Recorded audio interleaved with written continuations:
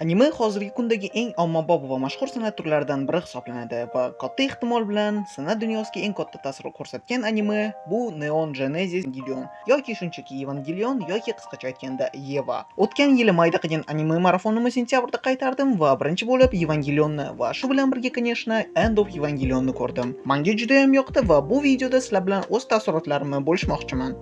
Birinchi navbatda Evangelionda menga eng yoqqan narsalardan biri bu unikal vibe va atmosfera. Bilasizlarmi? Bu animeni ko'rish davomida men o'zimni xuddi yarim qo'rqinchli, lekin umuman olganda qiziqarli va o'ziga tortuvchi tush ko'rayotgandek his qildim. Ya'ni, shirin tushga o'xshab xotirada yoqimli taassurotlar bilan qolmaydi, lekin absolyut darajadagi noyob experience va sizlar uni vibe'ini yana 3-4 kunlab his qilib yurasizlar va xayolingizdan o'tkazasizlar. Evangeliondagi butun atmosfera shuni ustida qurilgan. Ya'ni, xuddi o'sha 90-yillardagi retro animatsiya, sokin va hech qayoqqa shoshilmaydigan temp va personajlarni va umumiy jamiyat kayfiyatidagi go'zal yolg'izlik va melanxoliya hissini kadrlar orqali yetkazib berish.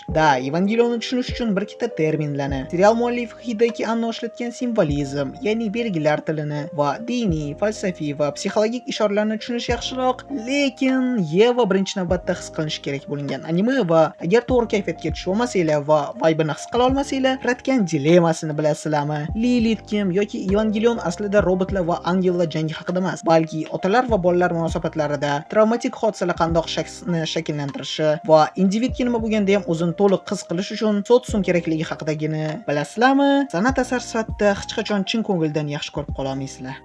Yevadagi menga yoqqan yana bir aspekt bu personajlar. Ular ideal emas, palapartish, har biri o'ziga yarasha emotsional travmaga ega, o'zida ham yin va yang, ya'ni ham yaxshi, ham yomon jihatlarni jam qiladi. Ba'zi joylarda havas qiladigan darajagacha borib, boshqa bir joyda miyangizdagi oxirgi asab tolasini uzilishiga majbur qiladi. Ya'ni o'ta go'zal darajadagi insoniy va real. Qisqacha misol olsak, Ayanami Rei bir jihatdan faqat nerv uchun xizmat qilish sababli yashash kerak deb hisoblasa, boshqa bir jihatdan o'zligini qidirishga harakat qiladi. Misato Katsuragi bir jihatdan mas'uliyatli, javobgar va qayg'umandir. Shuningdek, Shinji va Asuka uchun javobgar shaxs. Boshqa tarafdan ishdagi stress va bolalik travmasini unutish uchun alkogolizmga berilgan, qalbidagi og'riqni yuzdagi kulgu bilan berkitadi va ko'p holatlarda o'zini 29 yoshlik go'dakdek tutadi. Asuka Soryu Langley bir tarafdan iliq va yaqin munosabatlarni, uni unutib qo'yishlarini xohlamaydi va shu bilan birga o'zini bolaligidagi travmasi sababli zahar tili, burni osmonligi va agressiv sarkazm bilan hammani o'zidan itarib yuboradi.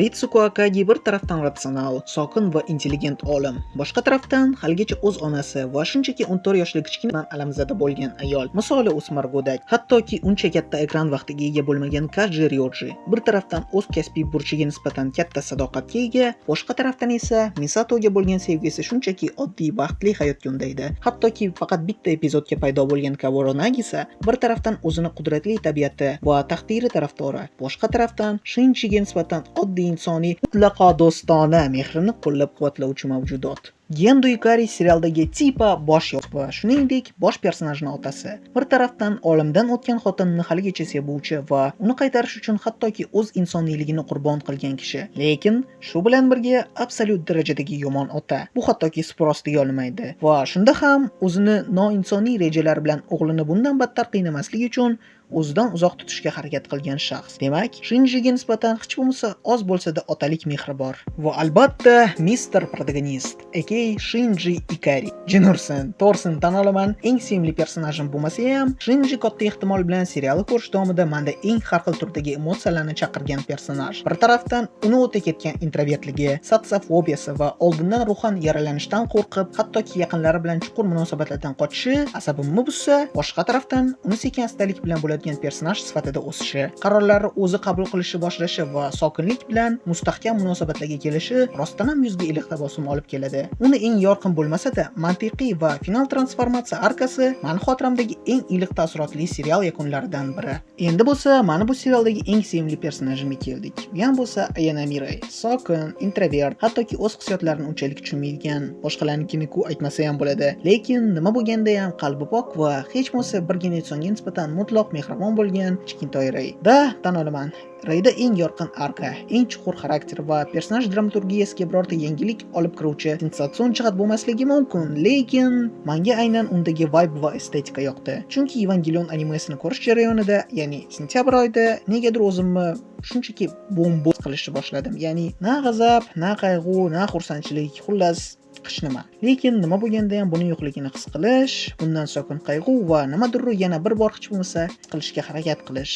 G'alati eshitilsa ham emotsiyalarni qidirish. Da, xuddi bosh qotirmadagidek. Rey xuddi shunaqa personaj. Shunchaki 14 yoshli o'zligini topishga harakat qilayotgan. Avval boshiga faqat Yeva roboti piloti, Gendo Ikarining sevimli obyekti va Shinji Ikari bilan bo'lgan do'stona va undanda ko'proq munosabatlar sari haqiqiy insonga aylanayotgan kichkina qizaloq. O'zimda ham shunaqa period bo'lgani uchun menda Rey bilan kattakon emotsional aloqa paydo bo'ldi. Bilasizlarmi, xuddi o'sha jimjit lekin yaqinlarini ko'rsa samimiy va gapirishdan uyalmaydigan introvert dugonanglar yoki tipa odamovi lekin aslida ich-ichidan yoqimtoy qarindosh singlilar. Yep, Reydagi arka eng yorqin, eng chuqur yozilgan yoki eng dramatik bo'lmasligi mumkin, lekin unda paydo bo'lgan har bitta yangi insoniy jihatda yuzimda tabassum, har bitta yangi samimiy xursandchilik hissi va Shinji bilan bo'lgan dinamikasidagi sal-pal uyatchanlikdan qalbimda iliqlik va yuzimda sal-pal kulgu paydo bo'ldi. Tipa xuddi singlisi birinchi marta svidaniyaga chiqqanda shpionlik qilayotgan akadek va uni personajini so'nggi transformatsiyasida menda eng rostgo'y va nimani ko'rish davomidagi eng kuchli emotsiyalar bo'ldi. Sevimli personaj effekti. NGda menga yana bitta yoqqan va aslida ham eng kuchli jihati bo'lgan aspekt bu psixologizm. Bilmadim, balki butun vaqt davomida chiqqan badiiy asarlar bo'yicha bu uncha kuchli emasdir, menga unchalik farqi yo'q to'g'risi. Lekin umuman olganda men ko'rgan badiiy asarlar, shuningdek anime bo'yicha Evangelionda eng kuchli personajlarni psixologik tomondan ichki olamini o'rganib chiqish bor. To'g'risi, meni xotiramda na Titanlar hujumida, na Code Geass'da va даже na Villain sagasida butun boshli qism surrealistik narrativga ega bo'lib, butun boshli 20 minutda faqat bitta personaj bolaligi, xarakteri, kundagi hayot tarzi, travmalari va nima uni to'laqonli baxtli bo'lishdan ortga ushlab turganini o'rganib chiqishga yetkazgan va bu liniyani mahorat bilan davom ettirgan va butun boshli afsonaviy animeni finalni qanaqangidir epik katta masshtabdagi action yoki odatdagi personajlar bilan dramatik xayrlashuv bilan emas, balki personajlarning ichki konfliktlarini yechish uchun psixoterapevtik seans bilan yakunlagan. Va bu chindan ham unikal mualliflik qarori. Buni hammasi serial ssenaristi va rejissyori Hideki Anno Evangelionni o'z depressiyasini yengish uchun tayyorlaganiga. Brat o'z depressiyasini yengish uchun shedevr tayyorlab, millionlab muxlislarni xuddi shunaqa depressiyaga tushirib qo'ygan. Haqiqiy legenda-na. Animeda yana qiziqarli psixologik mavzular ko'tarilgani menga yoqdi. Ulardan biri Hedgehog Dilemma, yoxud bizning tilga tarjima qilganda Tipratikan dilemmasi. Arton Schopenhauer tomonidan izlanilgan va fanga kiritilgan. Uzr agar olimni nomini sal xato aytgan bo'lsam. Unga ko'ra tipratikanlar bir-biri bilan yaqinlikka intiladi, lekin buni hisobidan tikanlar bir-biriga sanchilganda mantiqiy ravishda jon og'riydi va shuni oldini olish uchun ham o'z qobig'iga berkinib olib, boshqa tipratikanlar bilan aloqaga kirishmaydi. Bu butun boshli Shinji personajining arki boshidagi holat va tan olamiz ko'pchiligimiz uchun tanish holat. Bizning ko'pchiligimiz ham yolg'izlik hissini yoqtirmaymiz. Oilamiz bilan munosabatlari yaxshilashishini xohlaymiz. Do'stlarimiz bo'lishini istaymiz, lekin munosabatlar og'riq olib kelishidan qo'rqib, yaxshisi o'z olamizda yashashni tanlaymiz. Yana bitta psixologik o'rganuvga uchragan personaj bu Asuka. Va bundan oldin aytdimmi yo'qmi, End of Evangeliongacha Langley menga uncha yoqmadi. Keyin bir o'tirib uni butun boshli tarixi va arkasini analiz qilib chiqdim va unga nisbatan kuchli achinish hissi paydo bo'ldi. Rey menga baribir ko'proq yoqadi, lekin nima bo'lganda ham Asuka odatdagi tsundere qiz anime tropini, ya'ni tashqi jihatlama jahrdor, asabiy, ensasi ko'p qotsa ham ich-ichidan qayg'umand romantik qiz. Bosh personaj uchun faqat romantik partnyor obrazini yana ham chuqurlashtirgani uchun maqtovga munosib. Askani holatida bu prosta sevib qolgani uchun uyalchanlik emas, balki rostakamiga pizdets bolalik travmasidan paydo bo'lgan psixologik himoya mexanizmi va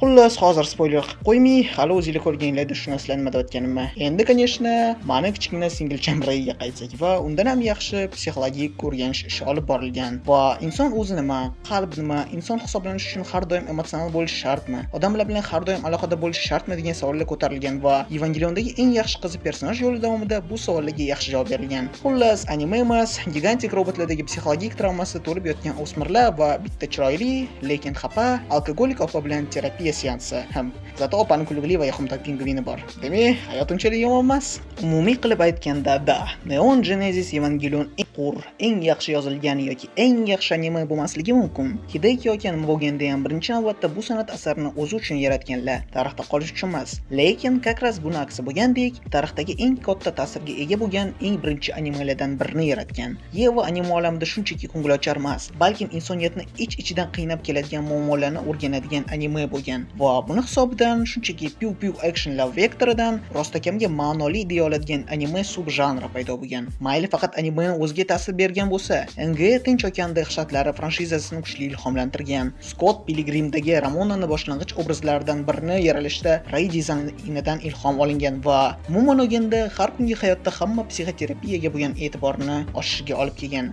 Va ko'rib turganimizdek, IMDb va Kinopoiskdagi yuqori ballar, Letterboxd'ning top 250 dagi naq 26-o'rin agar hozir zapis vaqtida almashmagan bo'lsa, millionlab muxlislar sevgisi, tarixda o'chmas iz va shaxsan meni eng sevimli animelarimdan biri. Evangelion sizlar ko'rgan eng yaxshi, eng chuqur, eng falsafiy yoki eng yaxshi yozilgan anime bo'lmasligi mumkin, lekin u aniq sizlarning qalbinglar va xotiranglarda o'chmas iz qoldiradi. End of Evangelion sizlarni 3-4 soatlab reallikdan uzib, nima ko'rdim o'zi degan tuyg'uga olib keladi va undan keyin Evangelion original endingi 80 minutlik shokdan keyin qalbinglarda eng iliq tuyg'ularni chaqirib, ertangi kunga bo'lgan umidni paydo qiladi. Chunki agar даже Shinji yaqinlarini va eng muhimi o'zini to'laqonli butun minuslar bilan qabul qilgan, og'riq bo'lishi mumkinligini bilib ham chuqur va iliq munosabatlarni tanlagan va o'z qobig'ida berkinishni bas qilgan bo'lsa, demak hammamizda baxtli ertangi yo'q, bugungi kun uchun imkon bor.